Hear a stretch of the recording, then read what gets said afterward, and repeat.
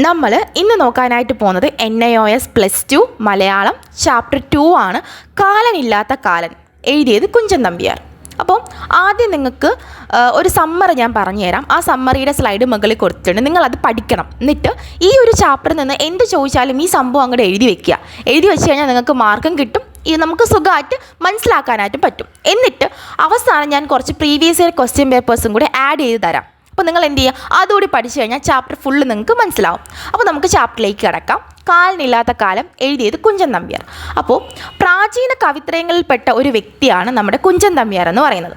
ഇദ്ദേഹത്തിൻ്റെ പഞ്ചോന്തരോപഗാനം എന്ന് പറഞ്ഞ പറയൻ തുള്ളലിൽ നിന്നെടുത്ത ഒരു ഭാഗമാണ് നമ്മുടെ പാഠഭാഗം. ഇനി നമ്മുടെ പാഠഭാഗത്തിൻ്റെ സമ്മറി എന്താണെന്ന് വെച്ചാൽ, സൂര്യദേവൻ്റെ പുത്രനാണ് യമദേവൻ. ഇദ്ദേഹം ഒരു യാഗവുമായി സംബന്ധിച്ച് ഭൂമിയിൽ വരാതെയായി. അങ്ങനെ ഇദ്ദേഹം ഭൂമിയിൽ വരാതായത് മൂലം ഭൂമിയിൽ മരണമില്ലാത്ത അവസ്ഥയുണ്ടായി. ഇതിന് പരിഹാരം തേടി ദേവേന്ദ്രൻ ഭൂമിയിലെത്തി പാഞ്ചാലിയുടെ പൂർവ്വ ജന്മമായിട്ടുള്ള ഇന്ദ്രസേനിയെ കാണുകയും അവർ തമ്മിൽ നടക്കുന്ന സംഭാഷണമാണ് നമ്മുടെ പാഠഭാഗത്തിനകത്ത് വരുന്നത്. ഇതാണ് നമ്മുടെ പാഠഭാഗത്തിൻ്റെ സമ്മറി എന്ന് പറയുന്നത്. ഇതൊന്ന് ഓർത്ത് വയ്ക്കുക, അല്ലെങ്കിൽ ഇതൊന്ന് എഴുതി വെച്ച് കഴിഞ്ഞാൽ നിങ്ങൾക്ക് എന്ത് ചോദിച്ചാലും ഈ ഒരു കാര്യങ്ങൾ നിങ്ങൾക്ക് എഴുതാം. ഓക്കെ, അപ്പോൾ നമുക്ക് പാഠഭാഗത്തിലേക്ക് കിടക്കാം. അങ്ങനെ 100,000 വർഷം കാലൻ എന്ത് ചെയ്യുകയാണ്, ആ യാഗത്തിൽ ഇങ്ങനെ മുഴുകിയിരിക്കുന്നത് മൂലം ഭൂമിയിൽ വരികയില്ല, ആരും മരിക്കുകയും ചെയ്തില്ല. അങ്ങനെ വരുന്ന സമയത്ത് ഭൂമിയിലെ അവസ്ഥ എന്താണെന്ന് വെച്ചാൽ, പടുവൃദ്ധന്മാരെ കൊണ്ട് ഭൂമി അങ്ങ് നിറഞ്ഞു. മുതുക്കനായ മുത്തച്ഛൻ്റെ മുത്തച്ഛനും അയാളുടെ മുത്തച്ഛനും എന്ത് ചെയ്യുന്നുണ്ട്, ജീവിച്ചിരിക്കുന്നുണ്ട്. 500 വയസ്സുള്ള അപ്പൂപ്പനും കുഞ്ഞാണ്. ഈ ഒരു സ്റ്റാൻസ് ഓർത്ത് വയ്ക്കുക. എന്തുകൊണ്ടാണ് 500 വയസ്സുള്ള അപ്പൂപ്പനും കുഞ്ഞാണ് എന്ന് പറയുന്നത്? ചിലപ്പോൾ അങ്ങനെ ചോദിക്കുക, 1 മാർക്കിനോ 2 മാർക്കിനോ. കാരണം എന്താണ്, കാലനില്ല, മാത്രമല്ല അദ്ദേഹത്തിൻ്റെ മുത്തച്ഛൻ വരെ ജീവിച്ചിരിപ്പുണ്ട്. അതുകൊണ്ടാണ് 500 വയസ്സുള്ള അപ്പൂപ്പനും കുഞ്ഞാണ് എന്ന് പറയുന്നത്.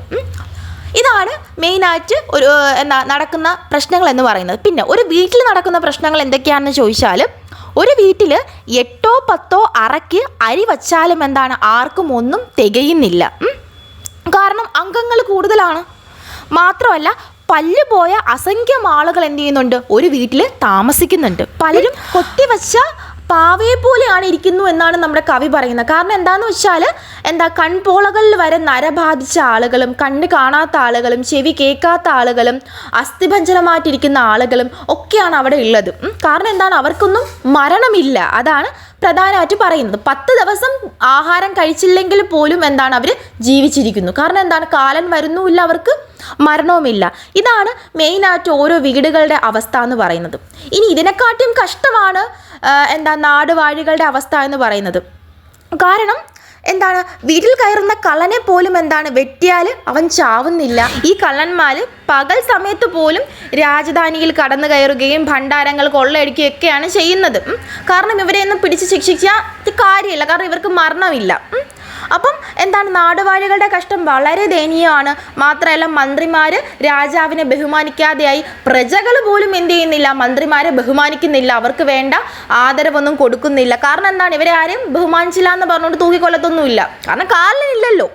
അതേപോലെ തന്നെ വൈദ്യന്മാരുടെ കാര്യവും അതിനെക്കാട്ടിയും കഷ്ടമായി. രോഗമില്ല, കാരണം എല്ലാ ആളുകളും മരണത്തെയാണ് ഏറ്റവും കൂടുതൽ പേടിക്കുന്നത്. അപ്പോൾ അവിടെ രോഗവും കാര്യങ്ങളും ഒന്നുമില്ല. അങ്ങനെ എന്ത് ചെയ്തു, ഭൂമിയിൽ എങ്ങും അന്തമില്ലാത്ത ദുരാചാരങ്ങൾ എന്ത് ചെയ്തു, മുഴുക്കുകയാണ് ചെയ്തത്. അങ്ങനെ കാലനില്ലാത്ത കാലം നമ്മുടെ ഭൂമിയിൽ ഉണ്ടായിക്കഴിഞ്ഞാൽ ഇങ്ങനെയെല്ലാം കാര്യങ്ങൾ ഉണ്ടാകുമെന്നാണ് നമ്മുടെ കവി ഈ കവിതയിലൂടെ നമുക്ക് പറയുന്നത്. അപ്പം ഇദ്ദേഹത്തിൻ്റെ കഥകളിലും കവിതകളിലും ഒരുപാട് ചിരിക്കാനും ചിന്തിപ്പിക്കാനുമുള്ള കുറേ കാര്യങ്ങൾ ഉണ്ട്. ഇനി നമുക്ക് ഇതിൽ നിന്നും ചോദിക്കാൻ ചാൻസ് ഉള്ള കുറച്ച് പ്രീവിയസ് ഇയർ ക്വസ്റ്റ്യൻ പേപ്പേഴ്സും കൂടി നോക്കിയിട്ട് ക്ലാസ് വൈൻഡപ്പ് ചെയ്യാം. അപ്പോൾ ഒന്നാമത്തെ ക്വസ്റ്റ്യൻ ഇതാണ്, ഭൂമിയിലെ മരണമില്ലാത്ത അവസ്ഥ ഉണ്ടായത് എങ്ങനെയാണ്? ധർമ്മരാജനും അദ്ദേഹത്തിൻ്റെ കിങ്കരന്മാരും കൂടി യാഗം ചെയ്തത് മൂലമാണ് എന്ത് ചെയ്തത്, ഭൂമിയിൽ മരണമില്ലാത്തൊരവസ്ഥ ഉണ്ടായത്. ഇതിൽ കിടക്കുമ്പോഴല്ല, നിങ്ങളുടെ ഓൺ വേർഡ്സിൽ നിങ്ങൾക്ക് എഴുതാം കേട്ടോ. രണ്ടാമത്തെ ക്വസ്റ്റ്യൻ ഇതാണ്, ഇന്ദ്രൻ ഭൂമിയിൽ സന്ദർശിച്ചതിൻ്റെ ഉദ്ദേശം എന്തായിരുന്നു? ഭൂമിയിലെ മരണമില്ലാത്ത അവസ്ഥ പരിഹരിക്കാനായിട്ടുള്ള മാർഗം തേടിയാണ് എന്ത് ചെയ്തത്, ഇന്ദ്രൻ ഭൂമിയിൽ സന്ദർശിച്ചത്. ഓക്കെ, അപ്പോൾ മൂന്നാമത്തെ ക്വസ്റ്റ്യൻ ഇതാണ്, 500 വയസ്സുള്ള അപ്പൂപ്പൻ കുഞ്ഞാണ് എങ്ങനെ? അപ്പോൾ 500 വയസ്സുള്ള അപ്പൂപ്പൻ്റെ അപ്പൂപ്പൻ വരെ ജീവിച്ചിരിക്കുന്നത് മൂലം ആ അപ്പൂപ്പനും കുഞ്ഞാണ്. ഇനി നാലാമത്തെ ക്വസ്റ്റ്യൻ ഇതാണ്, വെട്ടുകൊണ്ടാലും കള്ളന്മാർ ചാകുന്നില്ല എന്തുകൊണ്ട്? കാലൻ സ്വന്തം ധർമ്മം അനുഷ്ഠിക്കാത്തത് കൊണ്ടാണ് എന്ത് ചെയ്തത്, കള്ളന്മാർ പോലും ചാവാത്തത്. അടുത്ത ക്വസ്റ്റ്യനാണ് 7ാമത്തെ ക്വസ്റ്റ്യൻ. കാലനില്ലാത്ത കാലത്ത് പ്രജകൾക്ക് മന്ത്രിമാരോടും രാജാക്കന്മാരോടും ഉണ്ടായിരുന്ന മനോഭാവം എന്തെല്ലാമാണ്? അപ്പോൾ നമുക്കറിയാം, പ്രജകൾക്ക് രാജാവിൻ്റെ അടുത്തും മന്ത്രിമാരോടും എന്താണ് പുല്ല് വിലയായിരുന്നു ഉണ്ടായിരുന്നത്. കാരണം എന്ന് വെച്ചാൽ ഇവരെ പിടിച്ച് ബഹുമാനിച്ചില്ല എന്ന് കരുതിയിട്ട് ഇവരെ പിടിച്ച് കൊല്ലാൻ പറ്റത്തില്ല, ഉപദ്രവിക്കാൻ പറ്റത്തില്ല. കാരണം കാലിനില്ലല്ലോ. അടുത്ത 8ാമത്തെ ക്വസ്റ്റ്യൻ ആണ്, വൈദ്യന്മാരുടെ ജീവിതം അവതാളത്തിലായത് എന്തുകൊണ്ടാണ്? അപ്പം രോഗമില്ലാത്തത് കാരണം എന്താണ്? വൈദ്യന്മാർക്ക് ചികിത്സയും ഇല്ല. മനസ്സിലായോ?